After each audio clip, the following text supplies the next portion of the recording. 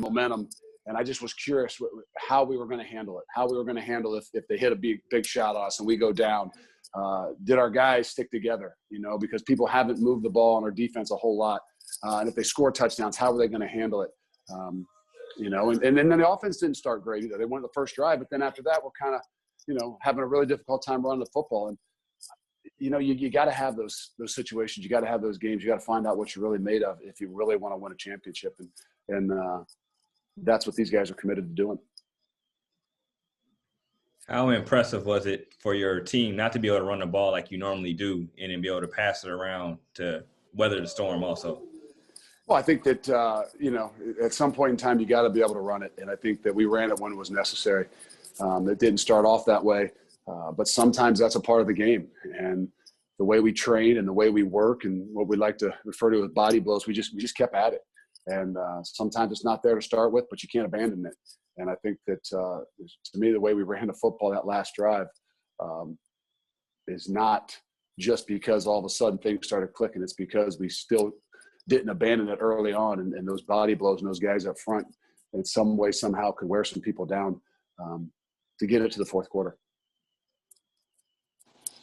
How important was it to see Dez maybe not start off as well as he wanted to, but then to keep fighting and find that rhythm and really kick it into gear in the second quarter?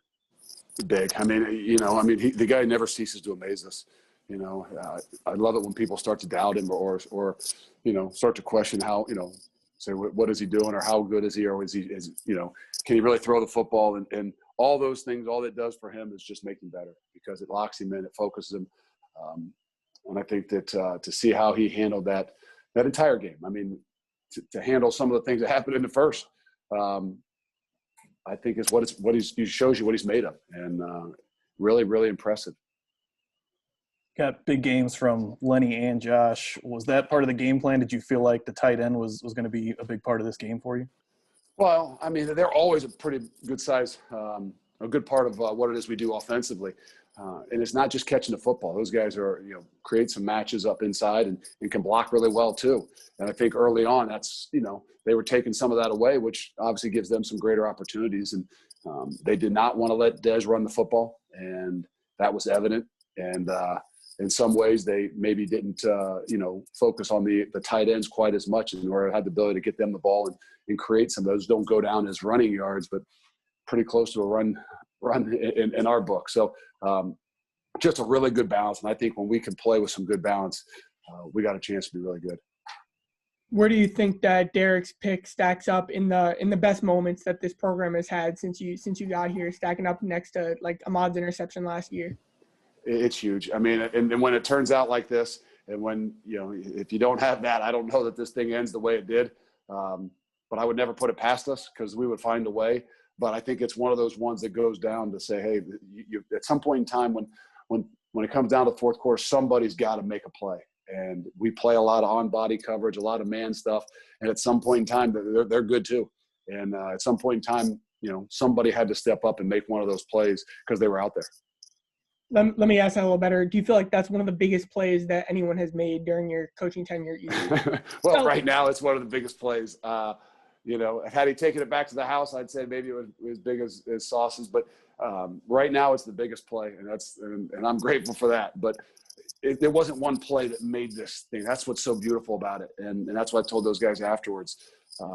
There's a lot of other people that made that play as well, and the guys up front that got some pressure and closed the lanes. And I'm not sure if it was Wiggins who was covering the guy or took the shot, but Derek obviously ended up with the play and made it a huge one, but he couldn't do it without those other guys around him.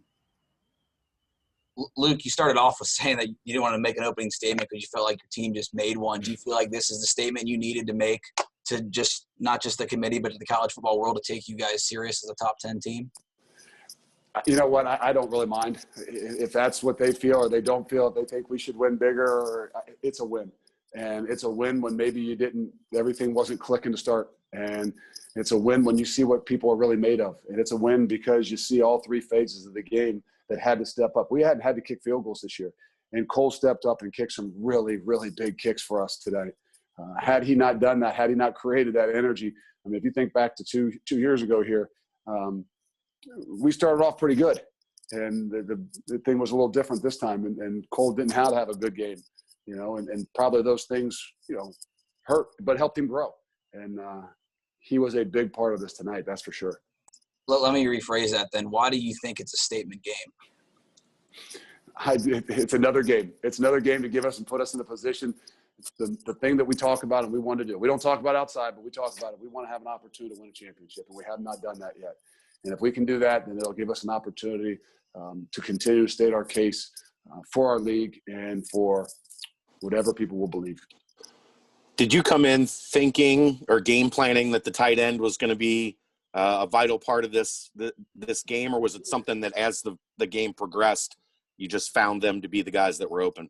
Well, you'd have to ask Coach Denver. I don't do a ton of the game planning with those guys. I mean, obviously, I know that those guys are a really good part of what we do, and they're a weapon, and they're going to be more when people are trying to take away the run, as heavy as they were.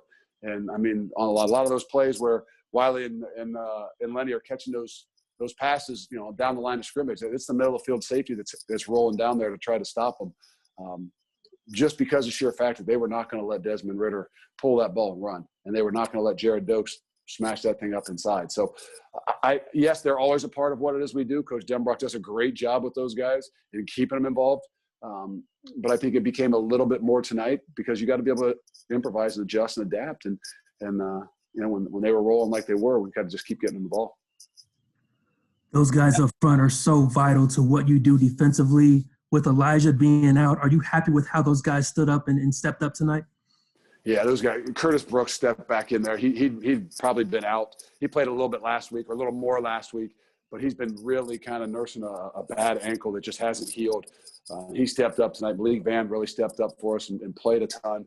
Jabari and Marcus inside, and obviously Majay and Ethan. I mean, those guys are so vital to what we do. And in a lot of these situations where they're getting rid of the ball so fast, it just wears on you, you know. And then when it comes down to the fourth quarter and that ball's coming out, you can't stop rushing because just that time you stop, that's when he holds on to it. And you know, those guys are so valuable to what we do, especially eliminating a lot of the run game so that we could, you know, have to, especially in the second half, try to help out in the back end a little more. Coach, will you tell your guys or ask them not to watch the playoff show on Tuesday, or is it something you know that they're going to see anyways and just let it be? I didn't know that there was a playoff show on Tuesday, so I probably would not have ever said anything. Probably won't be something that I bring up to them, just because of sheer fact that I'm not going to tell them not to. You know, why set yourself up for failure? They all know what's, you know, if it's on and they're not doing anything, maybe we'll schedule practice at that time. I don't know. I don't even know when it is. But the reality is, if they don't like it, then that just gives you a little bigger chip on your shoulder. And, you know, if we can use it as a motivation, I don't care. I know this, that, you know, we're still on a hunt to win a championship, and that's first and foremost. And that's why we got to get back on this plane, get back home, rest up, make sure we're still fighting and battling the things that are out there that you guys, you know, that you don't see when you're watching us play. That's COVID and the social issues that can tear you apart faster than anything else. Coach, that final offensive play of the game, do you have an estimate of how many years that took off your life, or not? Well, when it went 0-0, I thought it was okay. But then when they tried to tell me they're putting another second back on, just like the inadvertent whistle, I don't know. It definitely took some years off. I thought we could run the clock out and not score, and that was kind of the plan. And then you got to give a lot of credit to Jared Dokes because they tried to let him score. And he was smart enough and selfless enough to take a knee right there on the 1 yard line and not take a touchdown for himself. And, you know, really should have been able to run the entire clock out. But those are just things you got to be able to do just to make sure that there's nothing crazy can happen. Dylan Gabriel, one of the leaders in passing yards in the country. How did you hold him well below his average? Well, I don't know that we held him well below. I mean, he did a good job tonight. I mean, the deep balls are just – I mean, I don't know how many they threw. You know, they're going to catch some of them. I mean, they got some really good receivers. They got some speed. They got some size. They got some guys back that hadn't been playing a little bit on the outside as well. But I think we just stayed after them. I mean, you've got to give a lot of credit to our guys. I mean, if you don't get frustrated when they catch balls, it's really tough. And our guys just understood that they're going to catch some. And we can't get frustrated. We just got to continue to battle. And, you know, I think all in all, you know, we know that we can do a better job. And I mean that more in the red zone. But that's a great challenge for us. And some way, somehow, we'll accept it. And make ourselves better because of it. One more. Luke, How purposeful is the start of the second half drive that we've seen here in a couple games where I think today was 8.5 minutes. We've seen one be 10 minutes.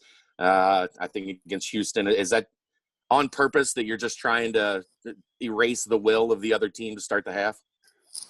It has something to do with that. I mean, I give Coach Denbrock and Coach Gino and those guys a lot of credit, Coach Crook, that knowing at halftime that, if we don't get this running game going and we don't start really wearing on them, it's going to be tough. It's going to be tough because that's what we pride ourselves on. And kind of like last week where we came out and I think he had a 10-minute drive or whatever. We had an 8-minute drive. Really wish we could have capped it off with a touchdown. But I think that's where that confidence level came back to us. We were in a good place at halftime, obviously. But I think when really deep down inside, when we can start to move the football, we can move guys up front, I think it gives us another spark. And I don't just mean that offensively, I mean that defensively as well. Coach, are you content with playing out the remaining games on your schedule and letting the chips fall where they may? Or if there is an opportunity to add a game that could potentially put you guys in better standing with the playoff committee, is that something you're interested in? I'm never content with about anything. But I know first and foremost what we got to do. And we got to find a way to win a championship. We got to find a way to get to the championship and then win a championship. And then we will do whatever we need to do. That's what I love about these kids. They want to compete. And we talked about it. I'll end with this. We talked about for this game and what happened tonight really started at higher ground. We had a team meeting at higher ground that everybody had to make a decision on, after the Big Ten had canceled and all the different things were going on. And, guys' heads were spinning everywhere. And we had to make a decision. Each and every guy had to make a decision at what he wanted to do. And I came in and kind of ended the meeting and just said that, look, if you want to compete and you want to be with your brothers and you want to go full steam at this, not knowing what's going to happen, then be here at 7:30 tomorrow morning. We'll eat breakfast. We'll have a meeting. We'll take our butts out there on the field and we'll go back at it. And everybody had to leave that meeting and make a decision. And because they made that decision, it gave us an opportunity to do what we did tonight. Thanks. Thanks, Coach.